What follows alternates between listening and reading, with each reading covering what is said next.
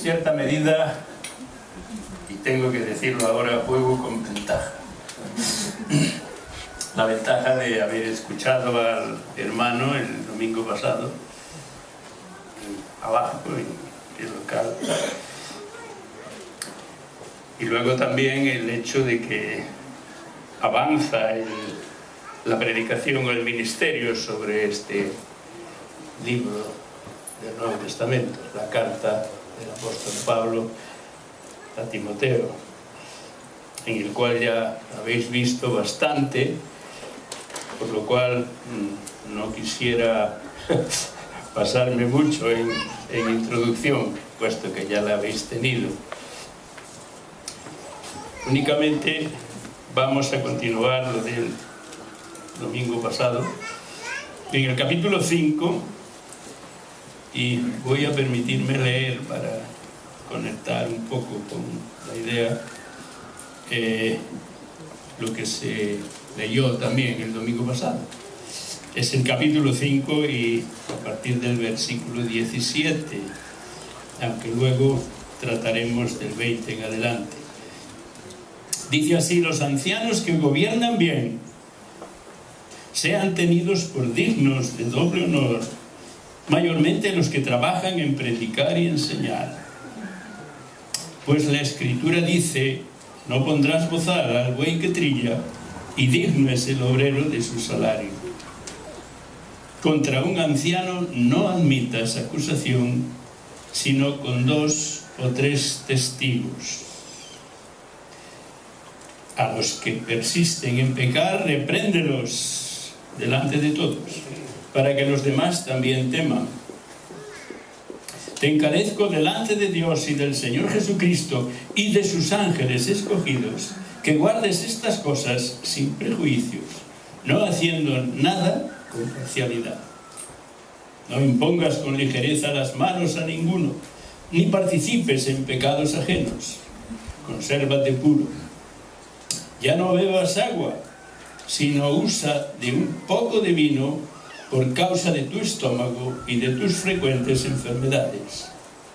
Los pecados de algunos hombres se hacen patentes antes que ellos vengan a juicio, mas a otros se les descubren después. Asimismo se hacen manifiestas las buenas obras, y las que son de otra manera no pueden permanecer ocultas.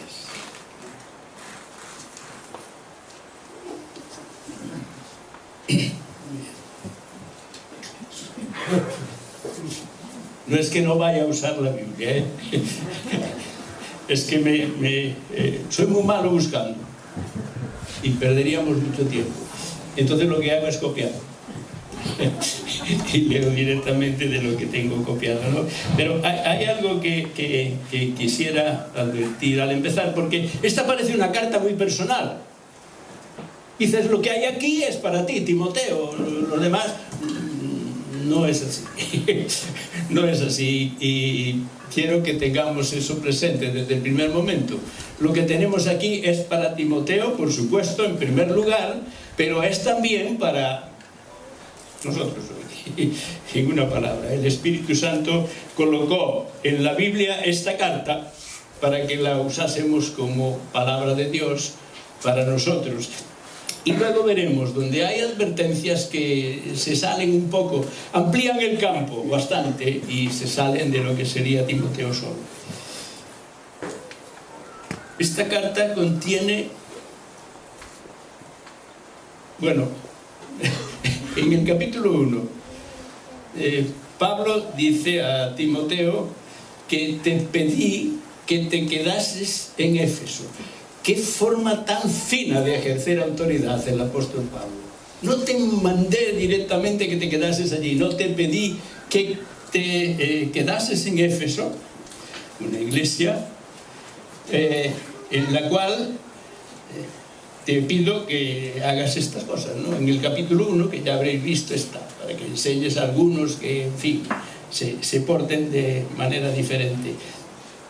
Pero me gusta especialmente, y creo que no será a mí solo, el pensar que en esta carta tenemos la definición más hermosa incluso de lo que es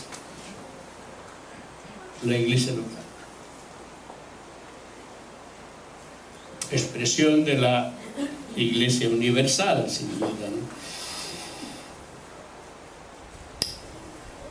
Dice que está en el capítulo, vamos a ver dónde lo tengo copiado, está la mejor definición de lo que es una iglesia local.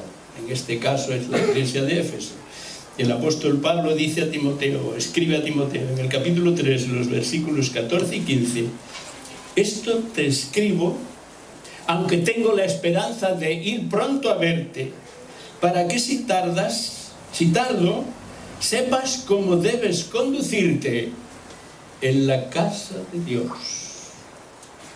que es la iglesia del Dios viviente, columna y baluarte de la verdad. Esto es la iglesia de Marín. Esto es la iglesia de Marín. Casa de Dios, columna y baluarte de la verdad. El apóstol Pablo desarrollará en otros momentos esta misma imagen de casa, pero llevada a términos de templo, santuario.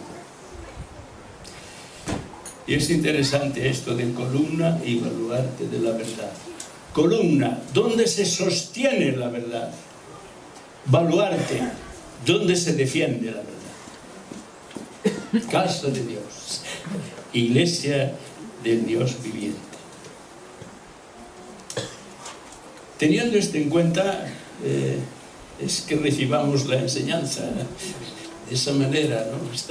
Estamos recibiendo una carta que se manda a un hermano de hace muchos siglos, al que se le encarga que se quede en una iglesia local, Éfeso en este caso. Es interesante pensar en Éfeso. Y también es interesante ver lo que Timoteo había adquirido hasta llegar hasta estos momentos. Pablo y Silas lo habían encontrado en Listra.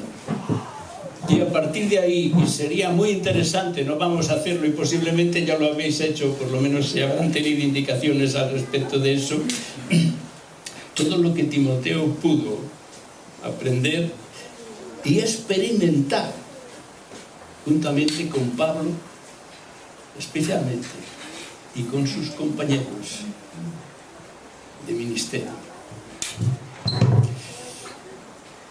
Tengo aquí unas cuantas anotaciones, por ejemplo, de lo que pudo hacer en eso. Aprendió acerca de la soberanía del Espíritu Santo, cuando dice que nos prohibió hablar la palabra en Asia. Qué experiencia para un hombre como Timoteo. Estuvo en Filipos con todo lo que allí pasó, estuvo en Éfeso también en algún momento con todo lo que allí pasó. Todo ese es un bagaje de conocimientos que Timoteo va a recibir y que va a tener que poner en práctica, llegado en su momento. La iglesia local es, me escucharéis repetir esto con frecuencia, porque yo tengo una cierta fijación con respecto a esto. La cuestión de la iglesia local, que en algunos aspectos está un tanto desfigurada, por decirlo de alguna manera. Pero tengamos en cuenta una cosa, que la iglesia local es la única institución con base bíblica.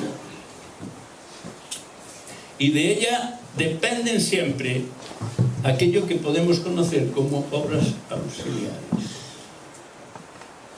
No hace tanto tuve una experiencia, era cuando se llevaba al Ministerio de Justicia la inscripción de Nueva Luz. Y me tocó hacer ese trámite. Y me di cuenta que ahí sí, Nueva Luz, que es una asociación evangélica que se dedica a la obra entre los ciegos y tal. Y llegaba la documentación al ministerio. Y el ministerio no escribía. Decía que necesitamos saber la entidad bajo cuyo ordenamiento jurídico se constituye la entidad religiosa asociativa Nueva Luz. Yo, aunque tenía experiencia por cuando se había hecho esto con Fondeban y tal, decía, ¿estos qué quieren? Entonces, como si no contestas en poco tiempo, en pocos días te archivan la solicitud, les contestaba, dice, no, tenemos mucho interés en que estos, en malas palabras los liaba un poco, a ver si no paraban, ¿no? Volvían a contestar con lo mismo. Hasta que debieron de cansarse y dijeron, la entidad bajo cuyo ordenamiento jurídico se constituye la entidad religiosa asociativa Nueva Luz, es decir, la Iglesia Madre, bajo cuyo ordenamiento jurídico se constituye esta entidad. Un hermano de Canarias, que algunos de aquí conocéis, decían, ya está bien, que tenga que ser el Ministerio de Justicia quien nos dice lo que representa una iglesia. En este caso, la iglesia local, en cuanto a estas cosas. Fue una experiencia muy interesante para mí. Bien, pues en toda esta carta, aunque hay un protagonismo muy exagerado, si queréis, aunque sería decir demasiado, de Timoteo, pero está la iglesia local de Éfeso, planeando ahí, ¿no? Una iglesia que debió de tener sus más y sus menos en algún momento, puesto que en Apocalipsis recibe un repasito importante.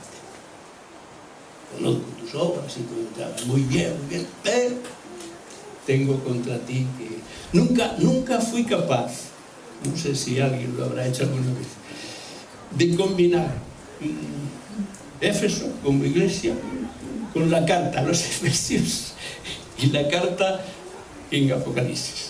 Nunca encontré, no sé, tampoco he dedicado excesivo tiempo a ello. Pero bien, aquí nos corresponden otros aspectos, empezando por el versículo 20 del capítulo 5. Los ancianos que gobiernan bien sean dignos de doble honor, especialmente los que trabajan en enseñar y predicar y tal, pero también tienen que hacer aquí algo. Versículo 20, a los que persisten en pecar, repréndelos delante de todos, para que los demás también teman.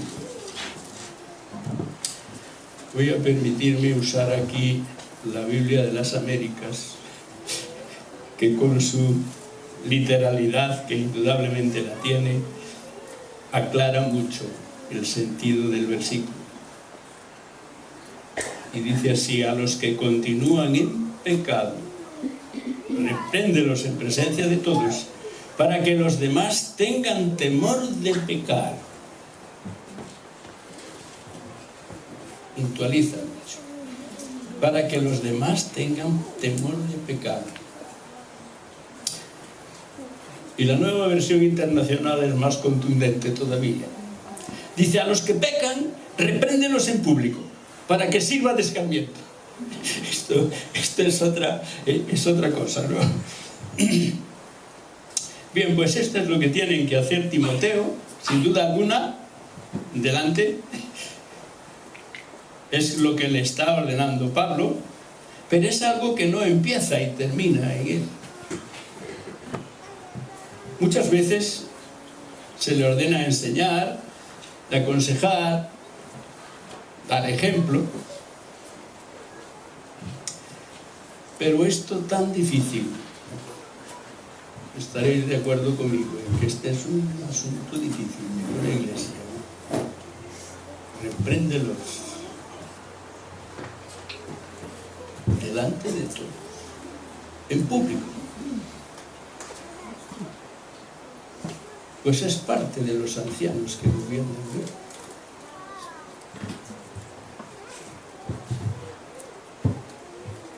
Qué trabajo tan duro, tan difícil. Me atrevería a decir, pobre Timoteo, pobres ancianos. Tengamos esto en cuenta, hermanos, cuando cuando se dice, creo que si digo bien que es en la carta a los tesalonicenses, que reconozcáis a los que trabajan y os presiden en el Señor y que los tengáis en mucha estima a causa de su obra. ¿Cuánto hay que hacer en este caso?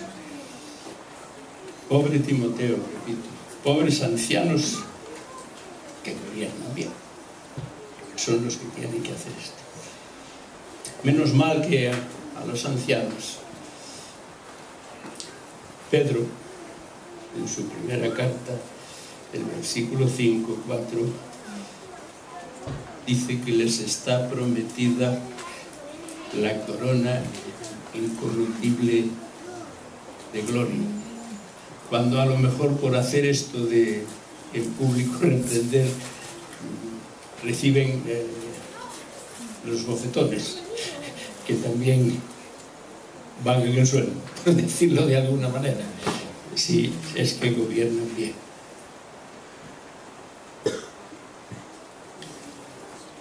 El versículo 21 dice: te encarezco delante de Dios y del Señor Jesucristo y de sus ángeles escogidos, que guardes estas cosas sin juicios, no haciendo nada con parcialidad. De nuevo, la Biblia de las Américas. Te encargo solemnemente, en la presencia de Dios y de Cristo Jesús y de sus ángeles escogidos. ¿Quiénes pueden ser estos ángeles escogidos? Bueno, vemos a los ángeles en la tentación de Jesús. Dice que vinieron los ángeles y le servían. El ángel viene en Getsemaní también. Y luego también están a su disposición las 12 legiones de ángeles que podía llamar con eso. Pues te encargo solemnemente en la presencia de Dios y de Cristo Jesús y de sus ángeles escogidos, que conserves estos principios sin prejuicios, no haciendo nada con espíritu de parcialidad. Te encargo solemnemente. Recuerdo por cuestiones de la vida laboral en el pasado, esto de solemnizar se empleaba cuando ibas al notario con una escritura de un préstamo, por ejemplo. Eso empezaba que las partes que figuran, el prestamista y el prestatario, convienen en solemnizar un contrato. Por eso veo muy adecuada aquí esta palabra de la Biblia de las Américas. Te encargo solemnemente, en presencia de Dios y de Cristo Jesús y de sus ángeles escogidos. En 2 o 3 testigos se realizan estas cuestiones. Y aquí está. Que conserves estos principios sin prejuicios, no haciendo nada con espíritu de parcialidad. La intervención de estos 2 o 3 testigos es una exigencia en la Escritura desde el Antiguo Testamento.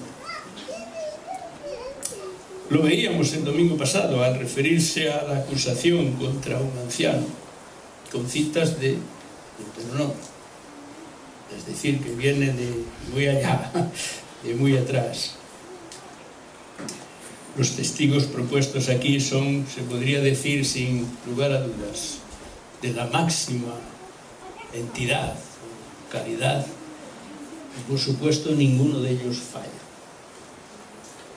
ni testifica en falso.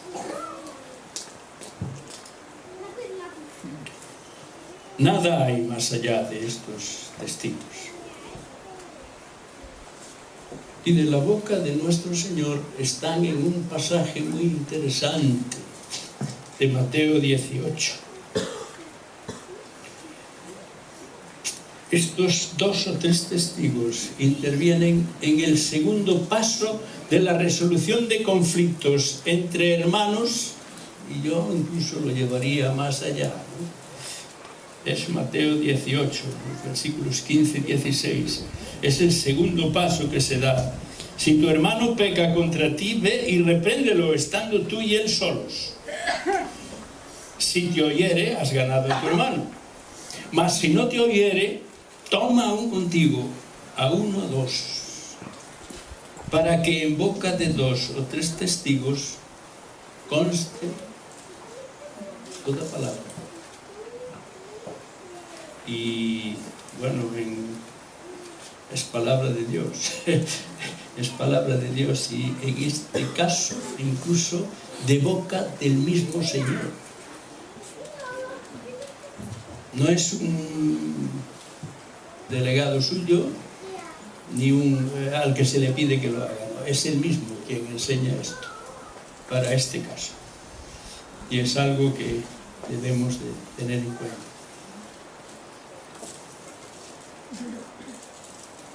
Sin prejuicios, espíritu de parcialidad.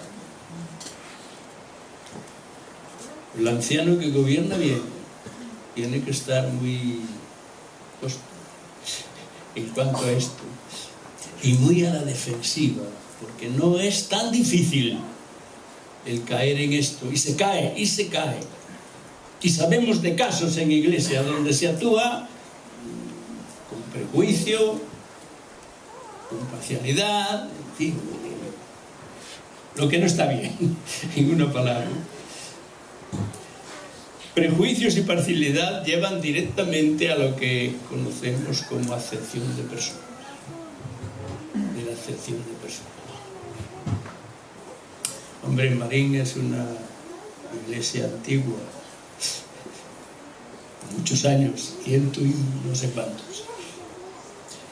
Recordaba el otro día que la de Águilas Murcia tiene 128 años, también, no está mal. Seixo tiene bastantes también. En Madrid estamos en una que solo tiene 47, no está mal tampoco, pero está bien, ¿no? Y cuando hay tantos años por medio, pues el pedigrí evangélico funciona muchas veces, tristemente, pero no sé, y sobre todo cuando hay algún conflicto gordo en una iglesia, se nota mucho lo que se valora el pedigrí, ¿no? La raza evangélica, ¿no? Y se dicen algunas cosas que no son mencionables, pero bueno, está bien, para que sepamos que eso ocurre. Prejuicios y parcialidad que conducen directamente a lo que conocemos como acepción de personas.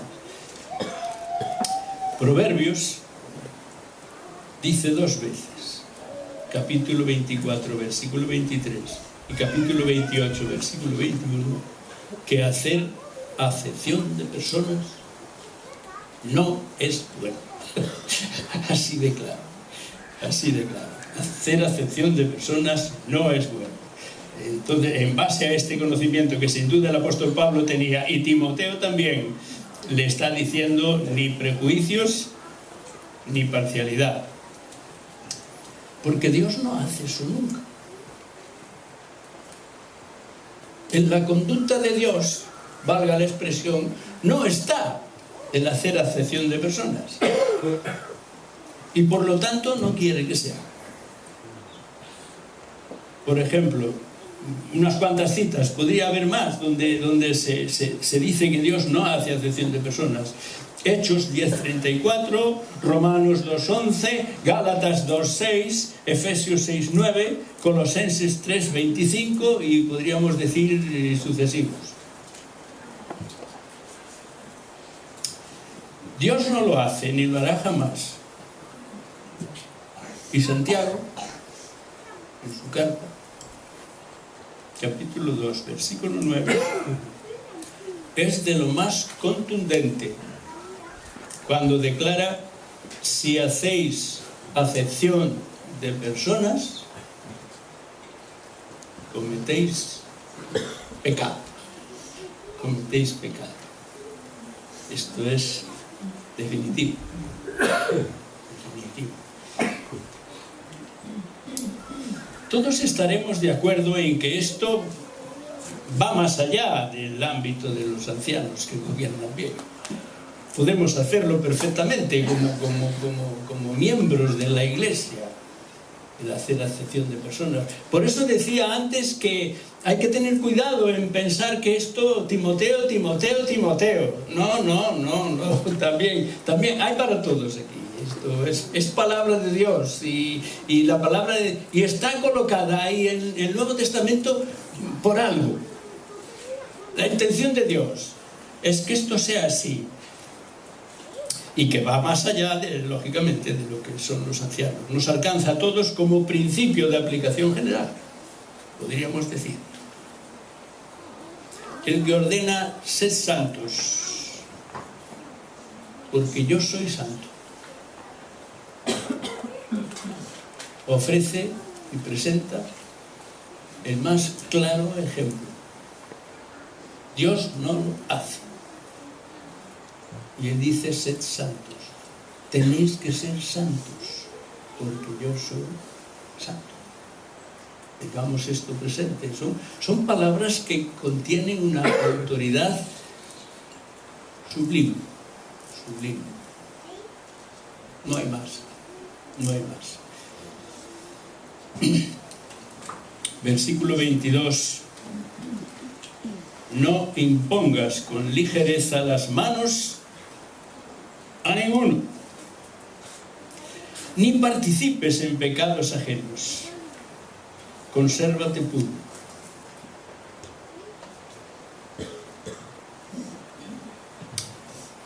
Biblia de las Américas. No impongas las manos sobre nadie con ligereza, compartiendo así la responsabilidad por los pecados de otros. Guárdate libre de pecado. Guárdate libre de pecado.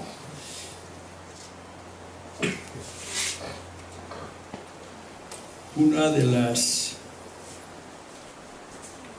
cuestiones que yo aprendí por vida laboral, no por otra cosa, no era en algún seminario que nos daban para aprender algunas determinadas cosas, es lo siguiente: la autoridad se delega, la responsabilidad no es delegada. Y es lo que está diciendo aquí Pablo. Impongas las manos. Sí que concedes cierta... pero eres responsable, ¿eh? Si es sí que sobre el que has impuesto las manos peca, casi es como si hubieras pecado tú. Porque eres responsable. Y la responsabilidad no se delega. La autoridad sí. Te concedo autoridad para... Lo hace Dios, ¿eh? Lo hace Dios, sigue siendo responsable. Yo iré contigo a donde quiera que tú vayas, Josué. Sí, tienes esa autoridad, tienes ese mandato de mi parte, pero soy responsable de lo que hagas tú. Yo iré contigo a donde quiera que tú vayas. Me gusta esa expresión del versículo, porque da la impresión de que el que va delante soy yo y Dios detrás, o una cosa así, ¿no? Podría ser, no sé si es mucho decir, tampoco hay que estar de acuerdo con todo lo que yo diga, ¿no? pero me da esa impresión, ¿no? Y recuerdo que en un lugar de España, en Andalucía, hablando de esto, le preguntaba a una hermana si entendía bien eso. Y dice, sí. Muchas veces Dios tendría que decirme: ¿a dónde me llevas? ¿A dónde me metes? ¿A dónde me llevas? Y es algo así. Por eso es importante esto. La imposición de manos que en el régimen antiguo se imponían las manos sobre la cabeza de la víctima que iba a ser sacrificada, ocupando el lugar del que ofrecía por su pecado. Ahora más bien se imponen las manos como reconocimiento, menos en la epístola esta, la cosa es así, se imponen las manos como identificación o como reconocimiento para el desarrollo de un cargo o labor en la iglesia, en otro aspecto, en una obra auxiliar, en fin, múltiples cosas, pero es señal de eso.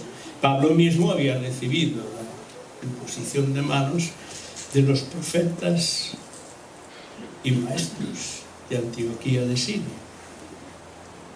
como identificación y reconocimiento de su llamado por el Espíritu Santo a la obra. De Hechos 13:3. Entonces, habiendo ayunado y orado, les impusieron las manos y los despidieron. Timoteo contaba también con la imposición de manos de Pablo. Segunda de Timoteo 1:6. Te aconsejo que avives el fuego del don de Dios que está en ti por la imposición de mis manos. Y tiene también la del presbiterio. No sé si serían a la vez o si serían distintas, pero la del presbiterio, o consejo de ancianos, y hay una versión que se escapa un poco de nuestro ámbito, pero que es buena y habla del colegio de presbíteros. Primera de Timoteo 4:14, esta misma carta. No descuides el don que hay en ti, que te fue dado mediante profecía con la imposición de manos del presbiterio. Y este que recibía consejos y enseñanza de alguien al que le habían impuesto las manos y al que a él mismo se las habían impuesto, es el que recibe esta advertencia: no impongas con ligereza las manos a ninguno, a ninguno. No puede haber alguno que se escapa un poquito, que se sale del camino. No, a ninguno, no. El asunto es ese. No impongas tus manos con ligereza. Y esto es labor también, como vimos allí, del presbiterio, de los ancianos. Los ancianos que gobiernan bien también tienen esta prerrogativa, esta posibilidad de imponer las manos a alguien. Y tienen que hacerlo bien, como mandan todas las cosas. El versículo 23 es muy curioso y se ha utilizado en muchísimas ocasiones como una gracia, ¿no? Como una gracia. Conozco un hermano que le gustaba el vino, no era exagerado, muchos de vosotros lo conoceréis también, no voy a dar el nombre, pero él decía: yo bebo vino bíblicamente. Yo solo bebo vino bíblicamente. Un poco y a causa de mi estómago y de mis enfermedades. Luego a veces lo de poco era un poco más delicado. Nunca lo vi pasado de tuerca, pero bueno, era la cosa así, ¿no? Ya no bebas agua, sino usa de un poco de vino por causa de tu estómago y de tus frecuentes enfermedades. A partir de este texto descubrimos dos cosas. La primera, que Timoteo era de tipo enfermizo. Enfermaba con frecuencia. Tenía problemas de estómago, porque, como vemos, ¿no? De digestiones o aprendemos eso, que es importante para la vida o lo que era este hermano, ¿no? Y luego también vemos que entre la incomparable erudición que el apóstol Pablo tenía, sin duda, el apóstol Pablo era un pozo de sabiduría. No hay más que ver la carta a los romanos, saber todo lo que él sabe, ¿no? Yo cuando veo eso, trae contigo cuando vengas el capote que dejé en Troas en casa de Carpo, y los libros, especialmente los pergaminos. Digo, a mí haría falta una furgoneta por lo menos para la biblioteca de Pablo. Pero, sin duda alguna tenía era un pozo de sabiduría. Su erudición era tremenda y por lo que se ve también tenía conocimientos válidos para aconsejar sobre nutrición y sobre alimentación. Como dice aquí, usa de un poco de vino, porque te vendrá mejor para tu estómago y para tus muchas enfermedades.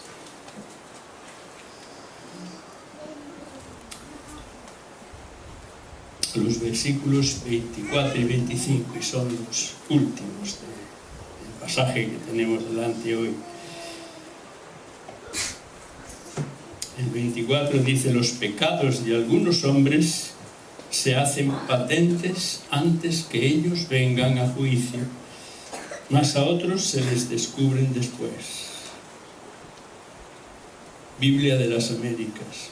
Los pecados de algunos hombres son ya evidentes, yendo delante de ellos al juicio, mas a otros sus pecados lo siguen, van con ellos. Antes, después. Es un recorrido, un camino. Y el 25 dice: asimismo se hacen manifiestas las buenas obras, y las que son de otra manera no pueden permanecer ocultas. Las Américas. De la misma manera. Hoy esta comparación entre pecados y buenas obras es curiosa, por lo menos curiosa, no complicada en absoluto, pero están ahí porque y está, hasta cierto punto se podría decir que se relacionan, ¿no? Dice que de la misma manera las buenas obras son evidentes y las que no lo son no se pueden ocultar. Las que no lo son, no dice malas. Es una forma muy fina de decir las cosas, pero las que no lo son no se pueden ocultar. Pensemos un poco sobre esto, ¿no? No se pueden ocultar las que no lo son. Antes o después salen a luz unas cosas y otras, antes de ir a juicio. Nada hay encubierto que no haya de ser manifestado, ni oculto que no haya de saberse.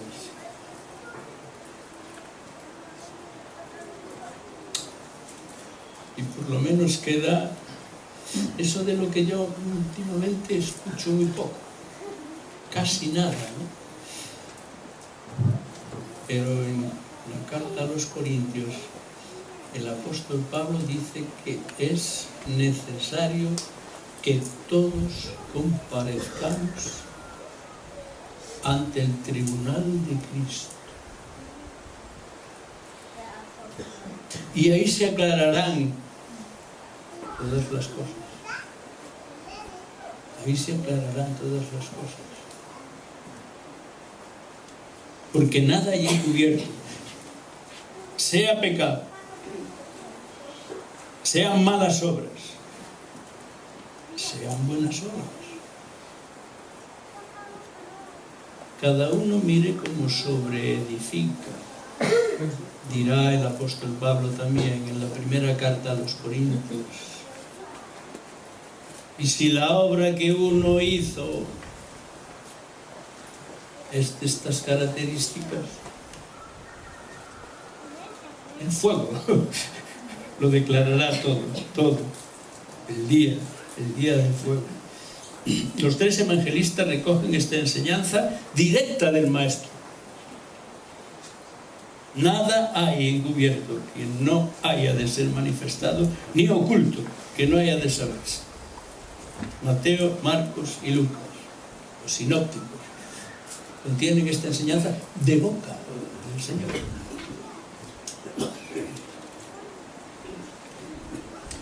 pecados y buenas obras, sí, de golpe. Antes o después, unos y otras se han de hacer presentes. Por lo tanto, conviene ser prudentes e ir con cuidado. No es casual que en lo que tiene que ver con el gobierno de la iglesia de Éfeso, esos ancianos que gobiernan bien, los primeros que se mencionan, ya se explicó esto el domingo pasado, anciano, pastor, obispo, pero los primeros que aparecen en esta carta son los obispos. Los requisitos de los obispos: el sobreveedor, el que ve más allá, el que incluso se anticipa muchas veces, porque existe un don como el discernimiento de espíritus, que es muy importante.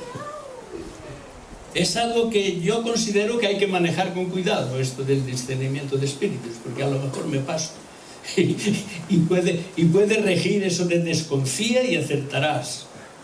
No es eso, no es eso. El don de discernimiento de espíritu está más controlado, está más pensado. Es templo del espíritu.